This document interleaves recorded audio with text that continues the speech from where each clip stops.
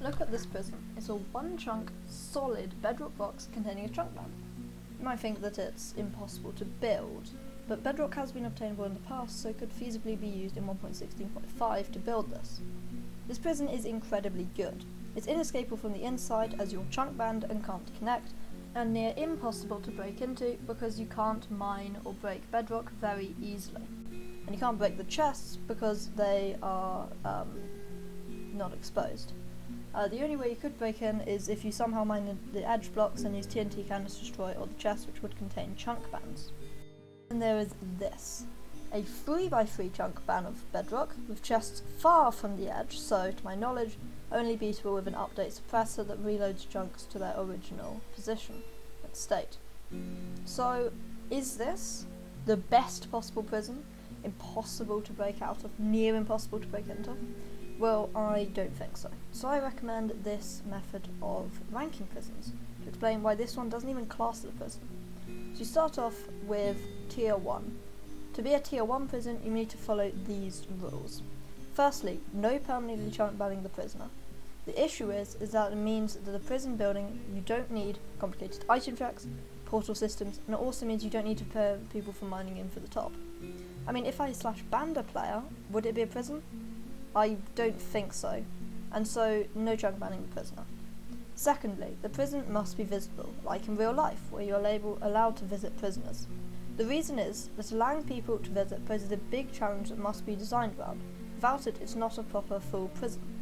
For example, people can mine out, mine in, they can use TNT, they can spawn withers, and that is a huge problem. The prisoner, on the other hand, have to, almost by definition, obey the warden, because there's no way of forcing someone to click on the bed to get inside the prison cell.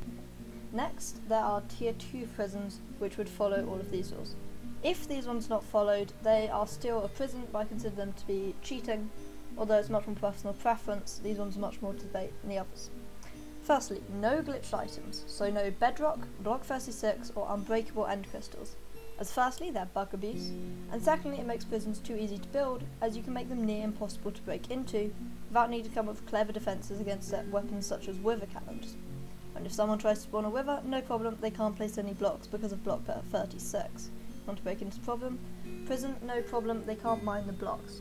Creating a prison cell is too difficult? No problem. Either use bedrocks, they can't mine the walls, or mine at all if it's filled with unbreakable end crystals. Rule 2, no chunk banning the prisoner at all.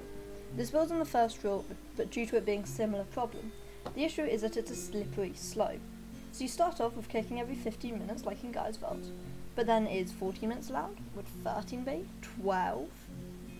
Would it be allowed at 1 minute? 1 second? 1 tick? The issue is that at some point you're going to need to build an arbitrary line, because really a chunk ban every 1 tick is little better than a permanent one.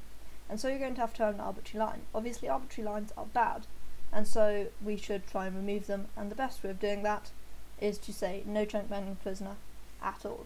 Now, to be a tier 3 prison, you need to follow this rule, but this one is much more personal preference, and it's very understandable if you don't follow this. No toggleable chunk bans. These feel much more cheating to me than permanent chunk bans, which are essential to stopping people just mining through the walls and getting into the prison for free. They're also unnecessary. For example, you can redesign prisons to stop people mining in through the top.